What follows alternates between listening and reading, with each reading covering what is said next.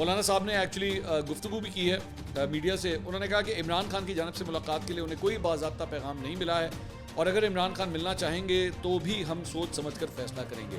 ये बेसिकली पिछले चंद हफ्तों के अंदर जो है ना, ये एक चैटर स्टार्ट हुई थी कि शायद मौलाना साहब जो हैं वो या फिर JUIFA की जानब से कोई जाके इमरान खान साहब से अडियाला जेल में मुलाकात करेगा। 26वीं आईनी तरमीम के बाद ये कुर्बतें जो है वो काफ़ी बढ़ गई थी।